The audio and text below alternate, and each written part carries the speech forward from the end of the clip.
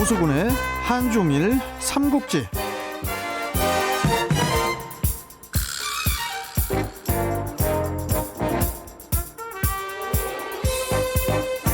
급박하게 변해가는 한중일 동북아 정세를 이해하기 쉽게 풀어주는 분이죠. 오수근 한중글로벌협회 회장 연결해서 관련 소식 들어보겠습니다. 자, 오수근 회장님 안녕하세요. 봄의 교향악이 봄입니다. 이 새봄 여러분과 함께하니 정말 너무 반갑습니다. 안녕하십니까? 예, 오늘은 우리 오수근 회장님께서 기분이 상당히 또 좋으신 것 같습니다. 아니, 이 방송을 하는데 기분이 나쁠 리가 없죠. 이거 어떻게 바쁘게 잘 보내시고 계시죠?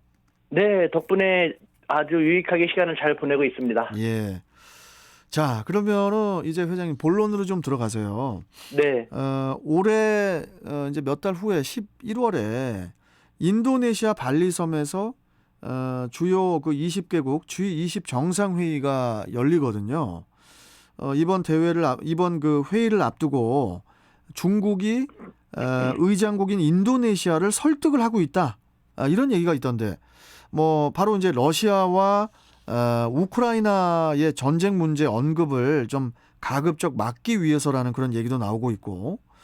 자, 그러면은 중국은 우크라이나 사태 말고 어떤 주제를 가지고 정상회의에서 인도네시아가 논의하기를 바라는 걸까요? 네, 중국이 약간 그 복잡한 심정이 있는데 그것을 뒤로 하고 그냥 명분으로는 아주 간단합니다. 전 세계적으로 코로나19 때문에 힘들지 않습니까? 네. 11월이면 코로나가 상당히 많이 코로나로부터 해방이 될 텐데, 따라서 코로나19 이후의 글로벌 경제 회복 방안 등을 중점 의제로 하는 게 어떻습니까? 즉 정치보다는 우리 경제에 대해서 포커스를 맞춰서 이야기를 하는 게 어떨까요? 라는 것이 중국의 제안인 것이죠. 참, 이 러시아의 우크라이나 침공 사태를 두고 중국이 좀 소극적인 태도를 보이고 있는 것은 사실이지 않습니까? 네.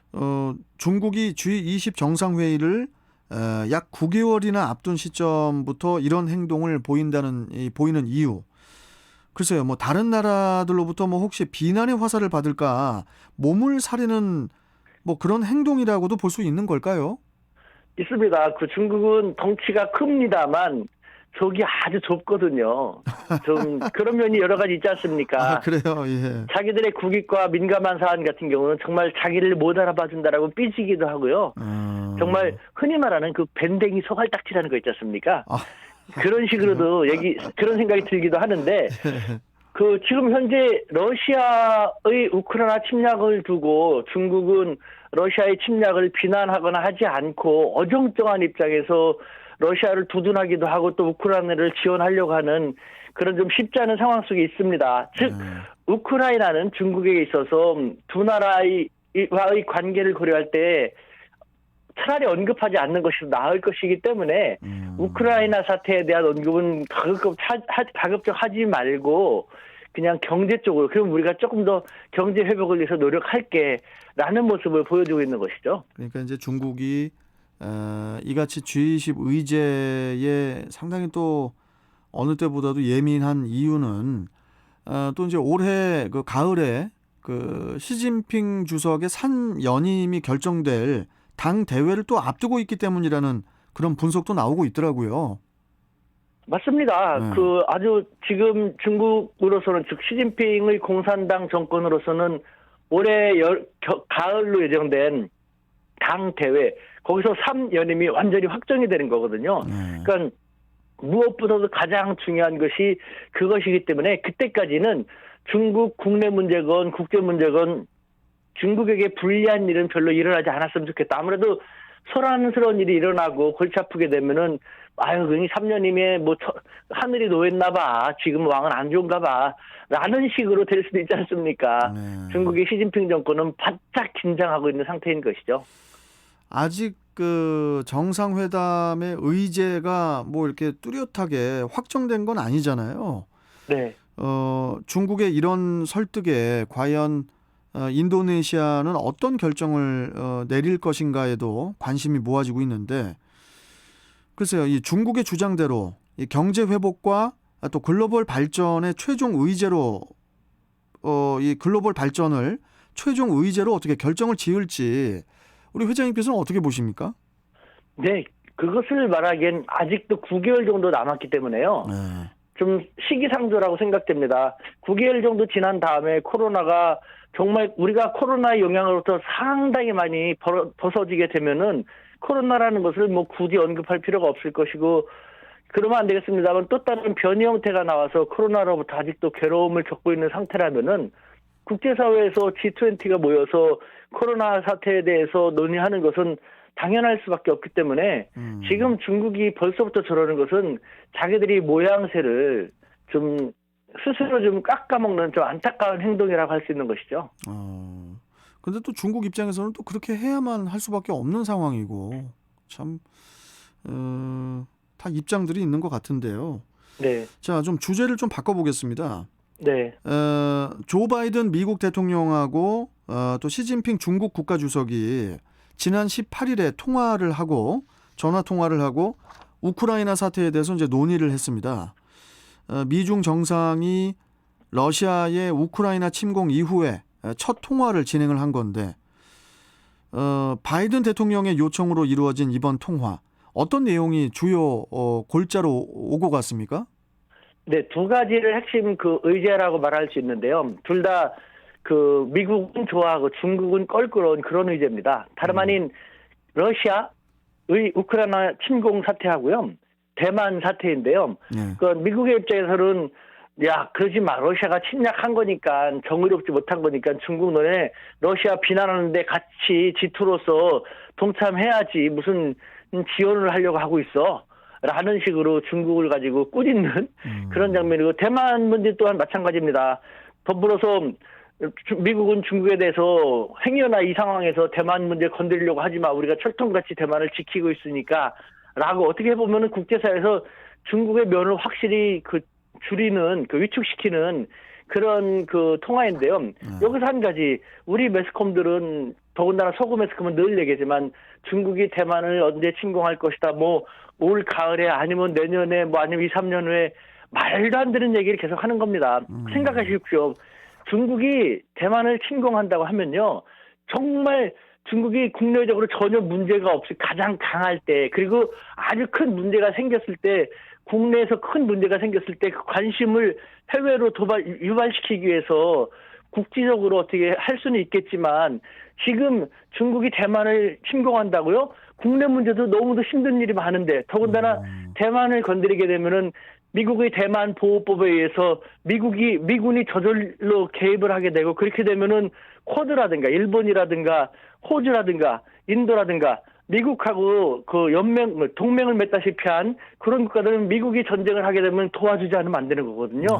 국제사에서 가장 강한 나라들하고 왜 싸우겠습니까? 더군다나 싸우게 되면 대만 섬하고 중국 본토가 타겟이 돼갖고 전쟁의 피해를 보고 미국은 전혀 피해를 보지 않을 텐데 그런 미국에만 좋은 일 그리고 중국은 엄청나게 피해를 볼 수밖에 없는 그런 바보 같은 일을 중국이 하겠습니까? 예. 말도 안 되는 걸 계속해서 우리는 언론에서 얘기하고 다니니까요. 참 언론이 할 짓이 그게 아닌데라는 생각이 드는 것이죠. 참 그래서 이제 바이든 대통령은 중국이 러시아를 지원을 할 경우에 미국뿐 아니라 전 세계 차원의 후과에 직면할 것이다. 이러면서 이제 강한 주장도 서슴지 않고 어필했다고 하는데요. 이 바이든 대통령의 뼈 있는 말, 과연 어떻게 중국에게 통할까요? 멍이요, 장이요, 멍이요, 장군이요, 멍군이요 있지 않습니까? 예. 아니, 미중 양국이 현재 지금 대립하는 상태이고, 중국은, 시간이 지날수록 미국이 과거처럼 가장 강한 그런 국가가 아니구나. 미국이 의외로 많이 쇠퇴해졌구나라는 걸 느끼면서 자기들이 강성해지고 있다라는 것을 느끼고 있는 상황에서 적대국인, 라이벌인 미국이 하라는 대로 네, 알겠습니다 하면서 하겠습니까? 천만의 말씀인 것이죠. 중국은 자기들이 하고 싶은 대로 하는 것이죠. 다만 국제사회의 이목을 의식하지 않으면 안 되는 G2이기 때문에 또 중국도 항상 국제사회와의 협력을 강조하고 있기 때문에 국제사회의 이목은 의식하지만 미국은 그렇게 의식하지 않는 그런 상황으로 내달리고 있는 것이 현재 중국인 것이죠.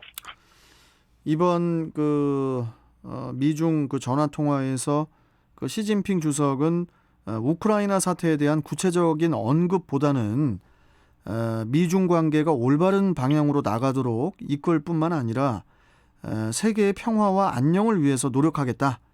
이런 입장을 내비친 것으로 알려져 있거든요. 네. 중국의 이런 반응은 어떤 의도라고 봐야 될까요? 네, 지금 쭉 말씀드린 것처럼 중국의 입장에서는 당연히 그런 얘기를 할 수밖에 없죠. 우크라이나 사태 같은 경우는 서로 엇박자이고 서로 대립될 수밖에 없고 또 자기에게 어정쩡하지 않습니까? 지금 러시아를 지원해야 되기도 하고 또 그렇다고 우크라이나를 함부로 할 수도 없고 어정쩡한 중국의 입장이기 때문에 우크라이나 사태 언급하는 것보다는 미국과 중국이 사이가 나빠지고 대립하면은 국제사회 영향도 안 좋지 않냐. 세계 평화에도 좋지 않으니까 우리가 우리 문제는 확실히 합시다. 라는 식으로 중국은 자꾸 껄끄러운 것에서 화제를 돌리려고 하는 그런 식으로 나오는 것이 중국의 입장에서는 당연스러울 수밖에 없는 것이겠죠. 네. 자, 마지막으로 짧게 이 부분도 네. 좀 짚고 가보겠습니다, 부장님. 네. 중국의 혼인 건수, 이 혼인 건수가 36년 만에 최저를 기록했다는 소식이 전해지고 있습니다. 중국의 혼인 건수는 2013년 이후에 8년 연속 계속해서 이제 감소세를 나타내고 있다고 하는데 이 중국의 혼인율이 왜 이렇게 갈수록 낮아지는 걸까요? 네, 한마디로 가장 큰 원인을 말하면 생활이 녹록지 않다. 생활이 팍팍하다라는 것인 것이죠. 물론 요즘 젊은 세대들 같은 경우는 자기들의 삶을 즐기기 위해서 결혼을 하지 않는 그런 사람들이 과거에 비해서 많이 늘었습니다만 무엇보다도 결혼을 하게 되면은 결혼을 유지하게 있어서 여러 가지 비용도 들어갔으니까 또 자식도 낳으면 자녀 양육비도 필요하고 그런 것이 경제적으로 계속 발전하는 중국이라지만 중국의 입장에서도 부부의 입장에서도 부담이 적지 않은 것이거든요. 결혼을 하게 되면은 정말 서로가 짊어져야 될 그런 책임과 의무 같은 것도 그만큼 많아지는 것이기 때문에 결국은 결혼이 늦어지거나 혹은 결혼율이 떨어지는 우리나라나 뭐 거의 비슷한 그런 상황인 것이죠. 그러게요. 중국이나 우리나 똑같이 결혼하기 힘든 세상에 우리가 지금 살고 있는 것 같습니다. 우리 회장님은 자식이 있으시죠? 네, 결혼 다행히 잘 해가지고 저와 똑같이 닮은 참 골치 아픈 녀석 한 명이 있습니다. 상전을 모시고 있습니다. 아드님이 한 분 계시나 봐요. 상전입니다. 아이고 상전이고. 아이고 알겠습니다. 아니 아드님도 혹시 중국 관련해서 뭐 공부하고 그쪽 전공하고 있나요? 네, 저는 중국의 미래를 좀 밝게 보는 측면이기 때문에 아들이 어떻게 외고를 갖고 외고에서 중국어과를 전공을 했습니다. 네. 그렇군요. 아이고 참. 알겠습니다. 아무튼 오늘 말씀 상전으로 모시고 있는 아드님 얘기까지 잘 들었고요. 오늘 말씀 여기까지 듣도록 하겠습니다. 고맙습니다. 네, 감사합니다. 네. 자, 우수근 한중글로벌협회 회장이었습니다.